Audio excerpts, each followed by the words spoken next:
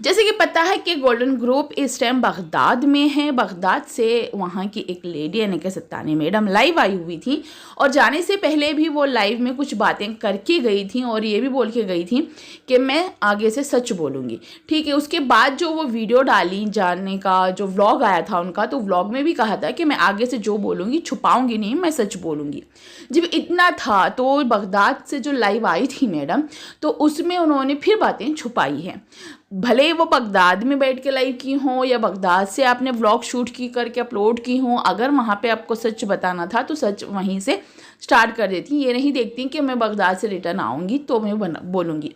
एक चीज़ मैं यहाँ पे बोलना चाहती हूँ कि जितने भी लोग गए हैं वहाँ पे वो इबादत कर रहे हैं, अपनी दिली तमन्नाओं जो है वो वहाँ पे अर्ज़ लगा रही हैं कि ऐसा है वैसे, जो भी अपने दिल की मन्नतें हैं वो वहाँ से मांग रही हैं।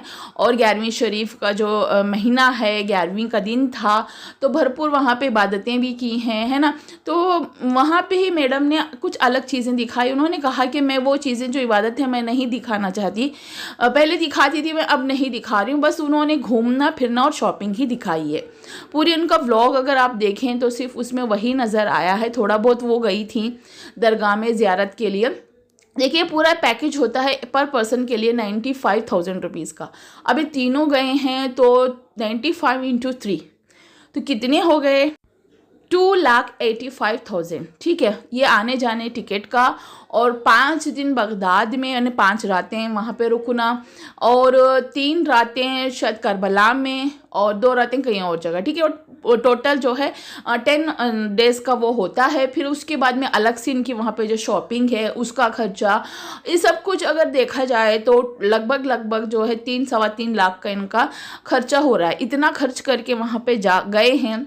और जो भी इनके ऊपर जो ये कहती हैं कि मुसीबतें आई हैं, परेशानियां आई हैं, वहाँ पे जाने के बाद सब क्लियर हो जाएंगी, तो वो उनको वो चीज़ करनी चाहिए थी कि मैंने इतने पैसे खर्च करके आई हूँ और जो मेरे ऊपर मुसीबतें हैं वो टल जाएं, तो उसके लिए मैं ज़्यादा से ज़्यादा इबादत करूँ, मेरे गुनाह की माफ़ी मांगूँ, अल्लाह से वसीला दूंगी मैं गौस पाक का करके वहाँ पर बैठ के अर्ज़ लगा दी। क्योंकि ना गौस पाक ना एक जलाली पीर है, पीराने पीर हैं, तमाम वलियों के सरदार हैं। दुनिया में ता क़यामत तक जितने भी वली आएंगे, आए हैं, आते रहेंगे। ठीक है, उन सब के वो सरदार हैं और एकदम जलाली जमाली दोनों भी हैं। और उनके वो एक ऐसे वली हैं जिन्होंने मुर्दे को भी ना जिंदा किया था कब्र को लात मार के। और वो एक ऐसे वली हैं जिन्होंने बे औलाद को औलाद नवाजा था। तो ये कहने का मतलब ये है कि एक औरत के तकदीर में औलाद नहीं थी, वो बार बार उनके अब्बा हुजूर के पास जाते थे। औरत वो कहती थी कि मेरे तकदीर में औलाद नहीं है, मुझे औलाद चाहिए, आप अल्लाह से दुआ कीजिएगा। तो वो बार बार तकदीर को देखते थे, पढ़ते थे और कहते थे कि जा तेरी तकदीर में औलाद ने अगले साल आना, अगली बार आना, यानी कि तकदीर बदलने का मौका देख रहे थे। वो दुआएं मांगती रही थी कि मेरी तकदीर बदल जाए, बार बार रुसवा होके जाती थी। तो ये एक बार उस पाक देखते हैं और पूछते हैं कि क्या बात है मोहतरमा, आती जाती हो आप, क्या मतलब रोते हुए जा रही थी। तो वो पूछते हैं, देखिए मैं शॉर्टकट में बता रही हूँ, डिटेल में नहीं। तो वो कहती हैं कि मैं हर बार आती हूँ, आपके अब्बा हुजूर से बात करती हूँ और हर बार मुझे यही वो मिलती है कि ना मतलब मेरी तकदीर में औलाद नहीं, यही सुनने को मिलता है। तो फिर वो जाते हैं, उनसे बात करते हैं। फिर उसके बाद में वो खुद कहते हैं कि मतलब अल्लाह से उनकी लड़ाई चलती है हौस पाक की, मतलब इसके नसीब में औलाद नहीं तो तू उसको औलाद अता कर, है ना, तो उसको औलाद अता कर। वो औलाद के लिए यहाँ पे कितने चक्कर काट रही है, तो औलाद अता कर। तो फिर वो गुस्से में कहते हैं जा मैंने तुझे 1 दिया, जा मैंने तुझे 2 दिया, जा मैंने 3 दिया, मतलब 7 तक इसी तरीके से बोलते हैं। तो वो मतलब चली जाती हैं औरत। फिर जब उसका बच्चा होता है, 2 बच्चे और तीसरा पेट में रहता है, तो वो वापस आती हैं गौस पाक के घर, एक बच्चा कमर में, एक बच्चा हाथ में और एक बच्चा पेट में लेके। और आके उनके अब्बा से कहती हैं कि ये देखो आपने तो कहा था मैं तकदीर में औलाद ही नहीं, मगर मुझे औलाद हो चुकी है। मैं ऐसे ही अगर आती तो मुझे यकीन नहीं करते मेरे ऊपर, इसीलिए मैं अभी हमिला हूँ, तो मैं प्रूफ देने के लिए आई हूँ। इन शॉर्ट मैंने बता दी है। तो ये ऐसे जलाली वली हैं। मेरे ना खांसी से आवाज़ थोड़ी वो हो रही है, मतलब बीच बीच में मुझे रुक रुक के बोलना पड़ रहा है क्योंकि गले में वो हो रहा है। तो क्योंकि थोड़ी सी ज़ुकाम सर्दी है, तो आप थोड़ा सा मेंटेन कर लो अगर आपको ऐसा लग रहा है कि मैं बीच बीच में रुक रही हूँ। तो वो जब वहाँ पे गई हैं तो उनको सिर्फ वहीं पे उनके सामने बैठ के दुआएं करनी थी बहुत ज़्यादा। बस वो छोड़ के वो इधर उधर घूमने में अपना टाइम गुजार रही हैं, वक्त गुजार रही हैं। इतना अच्छा मौका मिला था, नसीब होती है वहाँ पे जाने के लिए। जब उनको बुलावा आया है, भले किसी बहाने पे आया हो, और गई हैं वो वहाँ पे, तो फिर वो भरपूर उसका फ़ायदा उठाती। बाकी के गोल्डन ग्रुप के जो लेडीज़ हैं उनको अगर हम देखने गए तो वो भरपूर उसका फ़ायदा उठा रही हैं और कुछ चीज़ें ख़रीद रही भी हैं जो उनको आके डिस्ट्रीब्यूट करनी है, देनी है। तबरुक के तौर पे जो तकसीम करना है, वो सारी चीज़ें की वो शॉपिंग भी कर रही हैं, ना कि ज़्यादातर परचुटन चीज़ों खरीदने में। परचुटन भी शायद खरीदेंगे खाने पीने की, क्योंकि तबरुक के तौर पे बांटना है। तबरुक तभी माना जाएगा जब वहाँ पे उसके ऊपर फातिहा हो। तो अगर उसके उस चीज़ के ऊपर फातिहा ही नहीं है तो फिर वो सिर्फ जस्ट एक खाने की चीज़ होगी, ना कि तबरुक कहलाएगी। तो सबसे पहले उनको वो चीज़ वहाँ पे करनी थी। तो मैं यही बोलूँगी, रिक्वेस्ट करूँगी कि जिस चीज़ के लिए आप गई हैं तो आप पहले वो कर लीजिएगा। क्या पता आपकी किस्मत बदल जाए, चेंज हो जाए, आपके बच्चों की किस्मत बदल जाए। और सभी लोगों के लिए दुआएं कीजिएगा, ज़्यादा से ज़्यादा अपने गुनाह की माफ़ी मांगिएगा। ऐसे नहीं कि आप इबादत करते हुए शूट नहीं कर सकती या फिर आप दुआएं मांगते हुए शूट नहीं कर सकती। बाकी के जो लोग गए, हम उनकी वीडियोस को भी देख रहे हैं, उनकी वीडियोस का जो वो है ना रौनक जो लगती है, वो आपकी वीडियो में नज़र नहीं आ रही है। बस थोड़ी बहुत झलक आप दिखा देती हैं, बाकी का पूरा नहीं दिखा रही हैं। तो हम चाहते हैं वो देखना, एज ए व्यूवर मैं आपसे वो देखना चाहती हूँ जो आप वहाँ पे जाके दिखा रहे हो। अब अगर आप मतलब बगदाद से करबला जा रहे हो तो प्लीज़ वहाँ की सारी चीज़ें दिखाना। और हमें देखना है इमाम हुसैन रज़ियल्लाहु तआला अन्हु की मज़ार मुबारक, आप वो भी दिखाना, क्योंकि आपको पता है कि उन्होंने शहीद होकर इस्लाम को एक जो मिसाल कायम की हुई है। तो आप प्लीज़ वो सारी चीज़ें हमें दिखाएं, वहाँ के जो वाक़ई है वो सुनाइएगा। क्योंकि कल छोड़ के जो सबसे पहले की वीडियो अपने वहाँ से बगदाद की जो डाली थी, तो उसमें जो बयान हो रहा था, जो बस में शायद आप जा रहे थे, तो वहाँ पे जो बयान था वो सुन के हमें बहुत अच्छा लगा और पूरा वो बिना स्किप किए मैंने सुना है। तो बहुत सारे लोगों ने भी बिना स्किप किए सुने होंगे। तो बोलने का मतलब यही है कि आप सिर्फ चीज़ें वही दिखाओ जिसके लिए आप वहाँ पे गई हो, बाकी दुनियादारी की चीज़ें यहाँ पे आने के बाद कर सकती है। अब रही बात, मैंने बोला कि लाइव में यहाँ पे जाने से पहले वो कुछ बातें बोल के गई थी। कुछ बातों का मतलब ये है कि उससे पहले मोबाइल का जिक्र की थी, उसके बाद बोली थी कि उनके हस्बैंड ने कोई स्टेटमेंट दिया है जिसमें जो है कंप्लेंट है, स्टेटमेंट पता नहीं, जिसमें जो है वो उनके हस्बैंड नहीं है, इस तरीके से उन्होंने लिखा है। अब वो क्या लिखा है क्या नहीं लिखा है वो अंकल और सत्तानी बेहतर जानते हैं, इन दोनों मियाँ बीवी को ही पता है कि उसमें क्या लिखा है। उन्होंने पेपर तो रखे थे पास में और बोला था कि मैं दिखाऊंगी, पूरी लाइव एंड हो गई मगर उन्होंने कुछ दिखाया नहीं उसमें का। और फिर जब बगदाद से लाइव आई उसमें कह रही थी कि मैं जब पहली बार उम्रा गई थी तब बहुत कुछ वीडियोस में बोला जाता था या कमेंट हो कुछ भी हो, तो उसके बारे में अभी कोई कुछ बोल रहा है तो यकीन मत करना, मेरी सच्चाई जो मैं ही आके बताऊंगी तभी सुनना। तो आप कह रहे थे कि मैं किसी को देख नहीं रही हूँ और कह रहे थे कि पनौती लोगों को क्यों देखना है। जब आप किसी को देख नहीं रही हो तो आपको ये कैसे पता कि कौन क्या बोल रहा है, और आप कैसे बोल सकते हो कि कोई उन पर बिलीव ना करे। जब आप देख रहे हो, आपको अच्छे से पता है, तभी आप उस चीज़ को बोल रहे हो। अंकल की वैसे तो वीडियो नहीं आई है, और जब आप जा रही थी तब आई थी, उसमें तो वो सिर्फ वो पता नहीं को एयरपोर्ट वगैरह दिखा रहे थे, बलून वगैरह दिखा रहे थे, सिर्फ वही था। बाकी का उन्होंने वैसा कुछ उसमें बोला नहीं है, ठीक है, जो कि वो नोटिस किया जाए। हाँ, बस ये है कि कोई है इस तरह गुब्बारे की तरह है जो इसको पिन मार दे तो फुस हो जाता है, इस तरीके से वो शायद निशाना आपको ही लगा रहे थे होंगे, वो वहाँ पे समझ में आती है बात। बाकी एक बात और बोली आपने जो बगदाद से लाइव आई थी उसमें, कि जो आपके सौतन हैं जिसका पापा मानती हैं, तो उनके लिए आपने पासपोर्ट बनवाया था आपके खुद के पैसे खर्च करके। देखिए, आपके पैसे भले ही वहाँ पे गए हों, आपने आइडिया उनको दिया हो, जो कुछ भी किया, और आप चाहती थी कि उनको बगदाद लेके आए, उम्रा लेके जाएं, तो आप वो याद कर रही थी 1 दिन पहले से 2 दिन पहले से, इस तरीके से आप अपने बेटे को भी पूछ रहे थे, है ना करके, तो उसने भी हाँ करके हामी भरी पीछे से। तो मतलब आप उनके मतलब प्रीवियस के दिनों को भी याद कर रही हो, वो लग रहा है साफ साफ आपकी वीडियोस में। आप बार बार जो लास्ट टाइम आप गई थी उन सब की यादों को ताज़ा कर रही हूँ, उन सब चीज़ों की।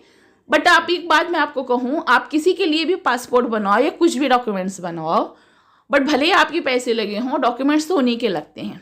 जैसे कि उनकी लिविंग सर्टिफिकेट, टीसी हो गई, फिर स्कूल की बता रही हूँ, और उसके बाद में voter ID card, ration card, Aadhaar card, उनके फ़ोटोज़, ये सारी चीज़ें जो लगती है ना पासपोर्ट के लिए, वो जिनके हैं उन्हीं के लगते हैं।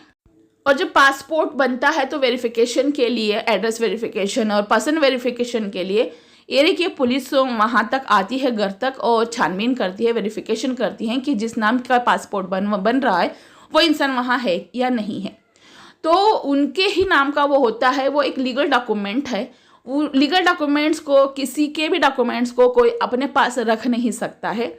तो जिस तरीके से हमें उड़ती उड़ती बातें सुनने को मिल रही हैं कि आपने अंकल के पासपोर्ट के साथ साथ उनकी वाइफ का भी पासपोर्ट अपने पास में रखा है, तो जैसे आपने उस चीज़ को लाइव में बोला है तो शख्स सीधा सीधा जा रहा है कि भले आपने अपने मुंह से क्यों नहीं बोला हो, मोबाइल का तो आपने एक्सेप्ट कर लिया, भले ही पासपोर्ट का आपने एक्सेप्ट नहीं किया हो, बट आप जिस तरीके से बोल रहे हो उससे अंदाज़ा लग जाता है कि जो पासपोर्ट है वो आपके पास ही है।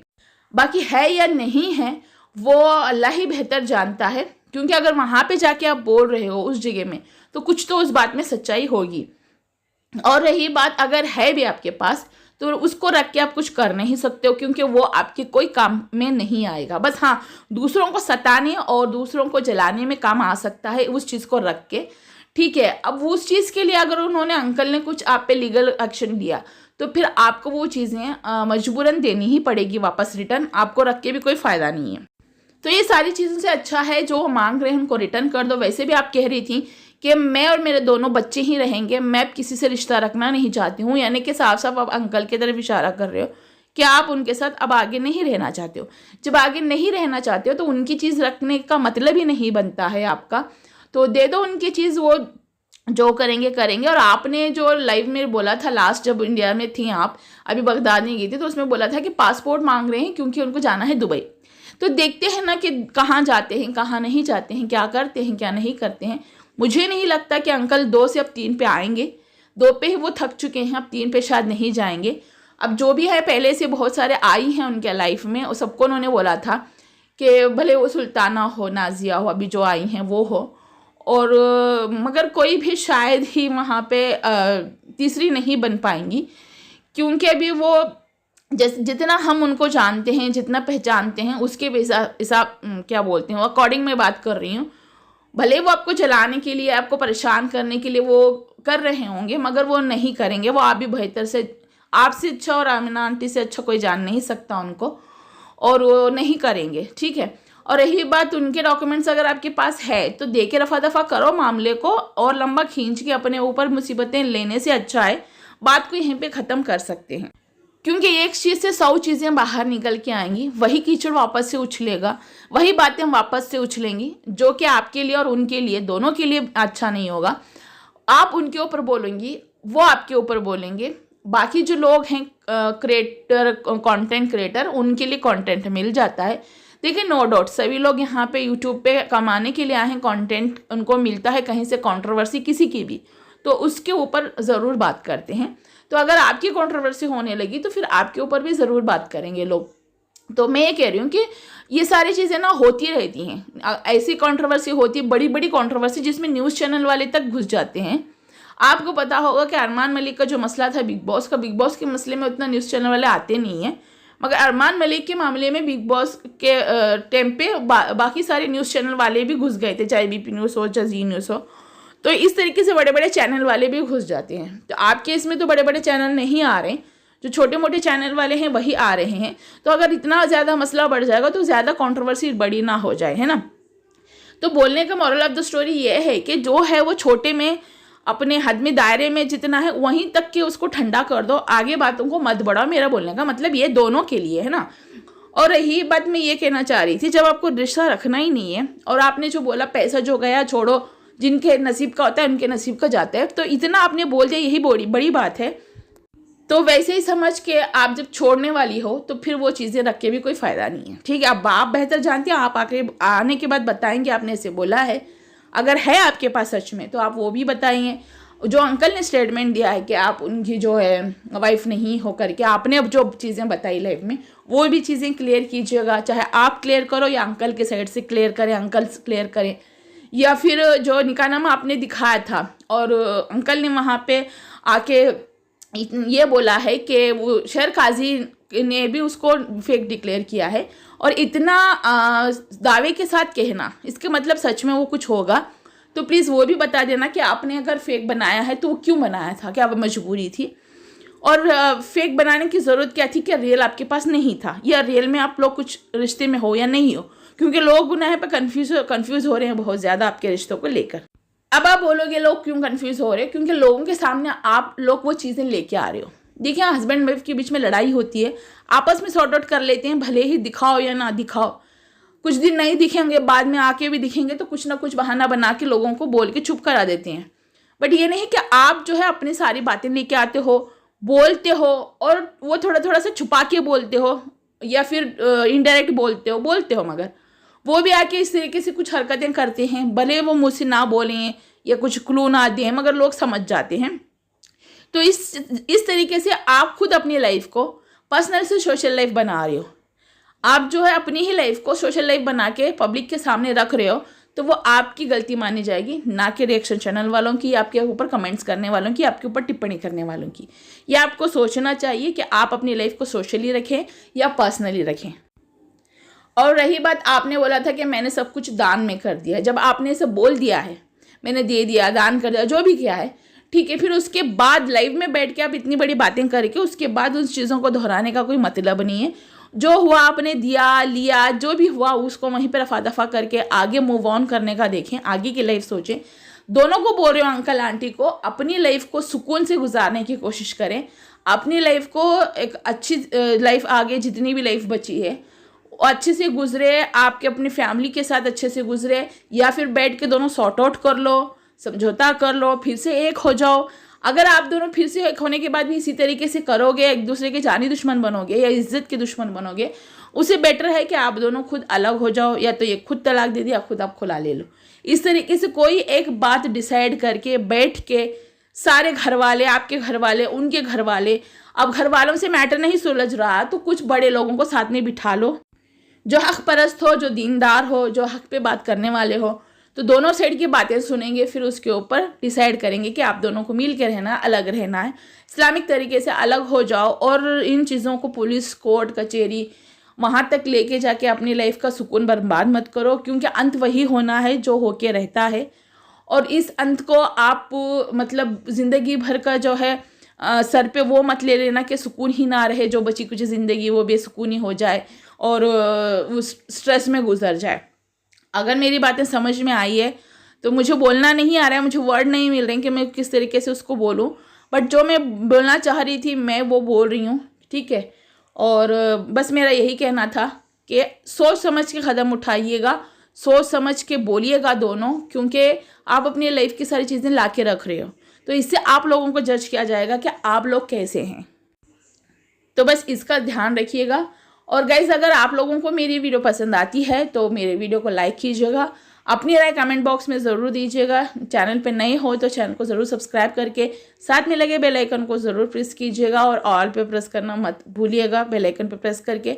और मिलते हैं ऐसी ही नेक्स्ट वीडियो के साथ। तब तक के लिए अपना और अपनों का ख्याल रखिएगा। जो बगदाद गए हुए हैं लोग अगर मेरी वीडियो देख रहे हैं तो उनसे अपील करती हूँ, सभी तमाम मोमिन मुस्लिम और मुस्लिमात के लिए दुआ कीजिएगा, खासकर फ़लस्तीन के लोगों के लिए भी दुआ कीजिएगा।